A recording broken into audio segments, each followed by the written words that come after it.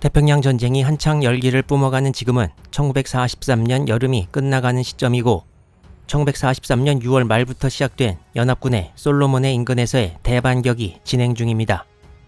이 채널에서는 지난 시리즈까지 다룬 동부 뉴기니 지역에서의 전투에 이어 지금은 거의 같은 시기에 벌어진 중부 솔로몬 제도에서의 전투를 다루고 있습니다. 일본군은 중부 솔로몬 제도 뉴조지아 지역의 최대 거점인 문다를 이미 잃었고 뉴조지아 북서쪽의 일부 도서들로 후퇴해서 방어선을 펼치고 있지만 이미 내부적으로는 중부 솔로몬 전체의 지역을 포기하고 부겐빌 섬을 중심으로 한 북부 솔로몬 제도의 방어에 집중하기로 결정한 상태입니다. 하지만 중부 솔로몬 지역 상황이 아무 전투 없이 끝나버리는 것은 아니고 종료 시점까지 여러 사건들이 이 지역에서 펼쳐지게 됩니다. 1943년 2월에 과달카날 전역이 끝난 후 6개월이 지난 8월과 9월은 태평양 전쟁에서 또 한 번의 큰 전환이 일어나는 시점인데요. 등장한 지 오래된 미 해군 항모부대가 어떤 상황인지 여기서 살펴보도록 하겠습니다.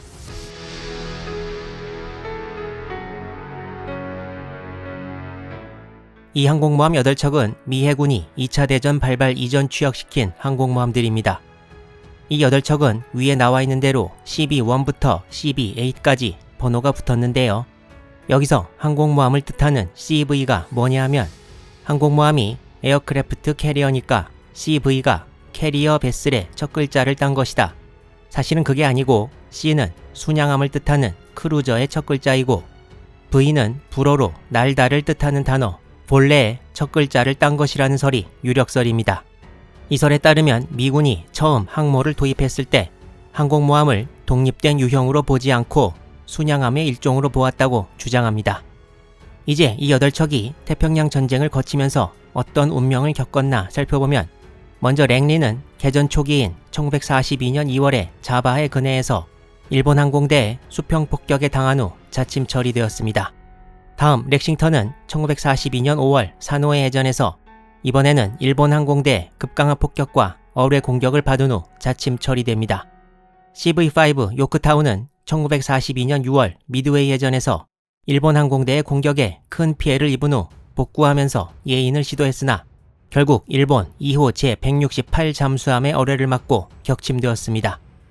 그리고 CV-7 와스프는 과달카날 전역이 진행 중이던 1942년 9월 15일 솔로몬 제도 남동쪽 해상에서 일본 2호 제19 잠수함의 어뢰를 맞고 침몰합니다. 둘리틀 공습에도 참가했던 호넷은 한 달 뒤인 1942년 10월 27일 일본 항공대의 급강한 폭격과 어뢰 공격을 받고 미군이 자침시키려고 했으나 미군 어뢰 불량으로 자침되지 못하고 일본 구축함이 어뢰로 침몰시켰습니다. CB-4 레인저는 스펙이 뒤져서 일본 함대를 상대하기에 역부족으로 판단되어 2차 대전의 대부분을 유럽 전선에서 보냈습니다. 세로토가와 엔터프라이즈는 현재 시점인 1943년 8월 계속 살아있는 상황입니다. 이렇게 보면 미군이 태평양 전쟁 개전 이전에 가지고 있던 항모 8척 중 일본 해군이 5척을 격침시킨 셈인데요. 일본 항모 4척이 한꺼번에 침몰한 미드웨이 해전의 임팩트가 워낙 강해서 그렇지 일본 해군도 미 항모들을 상대로 상당한 전투력을 보여줬다고 할 수 있습니다. 하지만 1943년 8월 시점까지 미 항모부대가 위에 보이는 것이 전부는 아닙니다.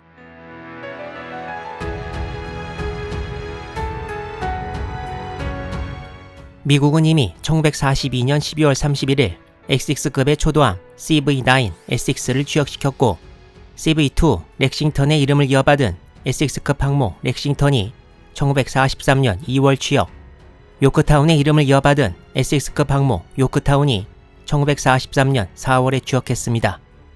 이 사진은 1943년 4월 15일 취역식 당일에 찍은 것이라고 합니다. 미 독립전쟁 당시 벙커1 전투에 이름을 딴 Essex급 항모 벙커1이 43년 5월 취역, 그리고 1943년 8월 16일에 취역한 Essex급 항모 인트레피드가 있습니다. 1942년 말부터 8개월 동안 미국은 새 주력 항모 5척을 취역시킨 건데요. 이제 미 해군 항모부대는 1943년 8월 현재 기존의 3척 이외에 이렇게 Essex급 주력 항모 5척이 추가돼서 총 8척이 되었습니다. 다만 여기서 짚고 넘어갈 점은 항모가 취역했다고 바로 전투에 투입되는 것은 아니고 항공대도 구성하고 여러 가지 훈련을 많이 해야 하기 때문에 취역부터 실전 투입까지는 최소 몇 개월 이상 걸린다는 점입니다. 에섹스급 5척의 항모들은 1943년 9월부터 차례로 본격적인 작전에 돌입합니다. 이 항공모함 이름은 인디펜던스이고 인디펜던스급 경항공모함의 초도함입니다. 경항공모함은 CV 대신에 라이트를 뜻하는 L을 붙여서 CVL이 되는데요. 언뜻 봐도 미국의 주력 항공모함과 달리 크기가 훨씬 작아 보입니다. 미국의 신형 항공모함인 X급은 기준 배수량이 27,500톤인데 비해 인디펜던스급 경항공모함은 기준 배수량이 절반에도 못 미치는 1,600톤 정도입니다. 인디펜던스는 에섹스와 렉싱턴 취역 중간 시점인 1943년 1월에 취역했습니다. 인디펜던스급 경항모의 도입에는 루즈벨트 미국 대통령의 역할이 결정적이었는데요. 일본과의 전쟁이 다가오면서 루즈벨트 대통령은 기존 항모 8척 이후 건조되는 새 항모 취역 시기가 매우 늦다는 것을 발견하고 당시 건조 중이던 순양함들을 항모로 개조하는 방안에 관심을 가지기 시작했습니다.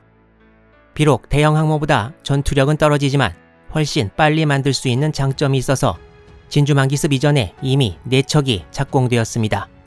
인디펜던스급 경항모는 크기도 작을 뿐 아니라 당연히 함재기 숫자도 더 적었는데요. 에섹스급이 90기의 항공기 탑재가 가능했던 반면 인디펜던스급 경항모는 33기 정도 탑재가 가능했습니다.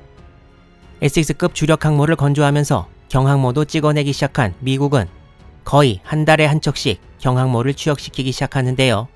1943년 1월에 인디펜던스에 이어 2월에 프린스턴, 3월에 벨로우드, 5월에 카우펜스, 7월에 몬테레이, 캐봇, 그리고 8월 말에 랭리가 차례로 취역했습니다.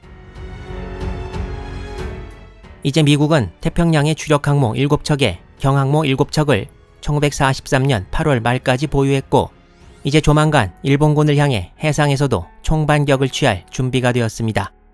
미 해군 항모부대의 반격은 이제 조금씩 이 채널에서도 등장하게 될 텐데요. 미 항모부대가 엄청나게 보강되던 이 시점에서 일본 해군이 작전상에 큰 변화를 맞이하게 됩니다.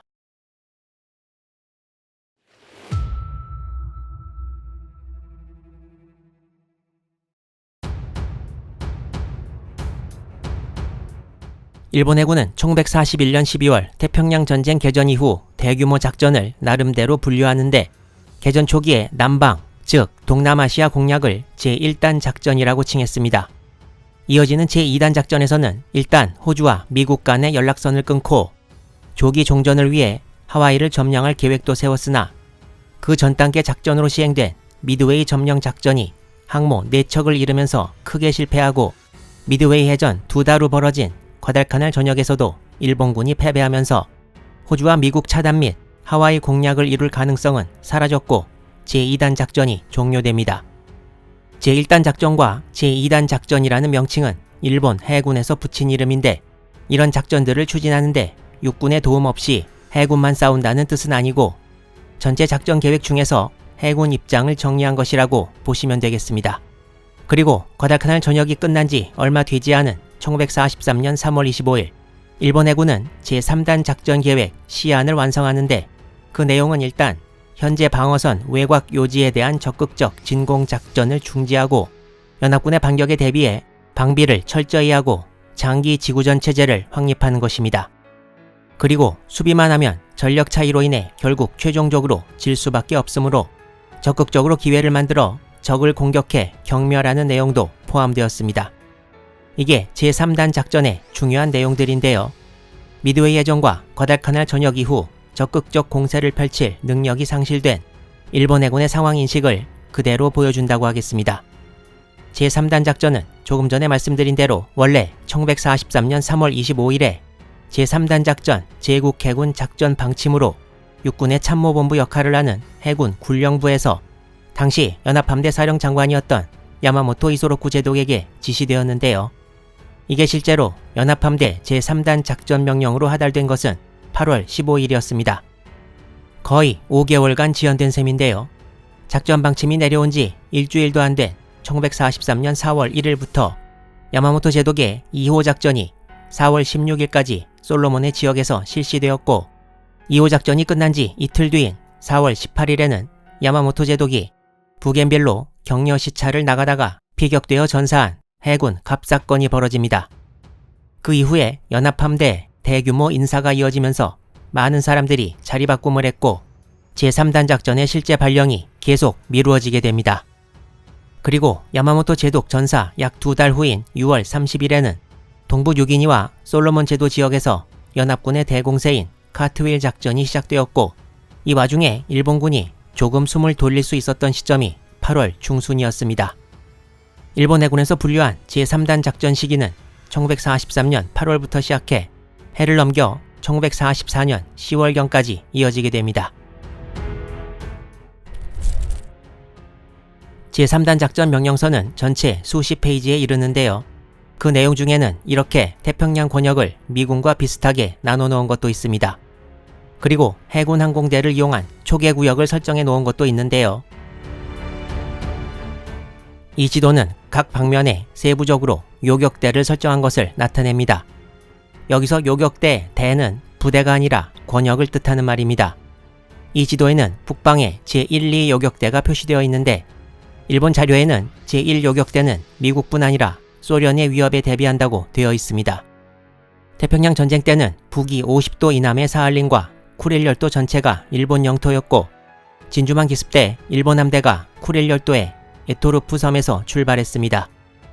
하지만 종전 이후에는 홋카이도 이북이 전부 소련으로 넘어갔는데요. 이 정도를 잃은 거니까 상당히 많이 상실한 셈이죠. 현재 일본이 쿠릴 열도 아래 4개 섬을 북방 영토라고 해서 반환받기를 원하는데 러시아는 상대를 안 해주고 있는 상황입니다. 남동방면에서도 이렇게 3, 4, 5, 6 요격대가 설정되어 있고 각 요격대마다 제1선, 제2선, 제3선에 3개의 방어선이 설정되어 있습니다. 각 방어선은 해군 항공대 항공기지를 중심으로 만들어져 있고 각 항공기지에는 항공대뿐 아니라 지상병력도 배치되어 수비를 하게 되어 있는데요. 해군에 해군 육전대가 있지만 이 넓은 전선에 전체의 기지들을 방어할 수는 없고 육전대와 육군이라고 해놓아서 육군의 도움을 가정하고 있습니다. 이후에 육군 병력이 얼마나 배치되느냐는 일본 해군과 육군이 지금까지 계속해온 육해군 간 협정을 통해서 이루어지게 될 것이었습니다.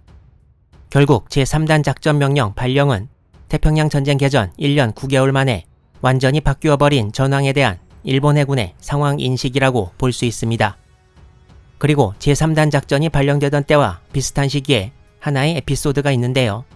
이 사람은 구로시마 카메토이고 개전 이래 계속 연합함대 수석참모를 맡았다가 1943년 7월 19일에 군령부로 자리를 옮겨 제2부 부장을 맡았습니다. 구로시마는 함장 경험 없이 연합함대 수석참모가 되었고 당시 일본 해군 내에서 이에 대한 우려의 목소리가 있었는데요.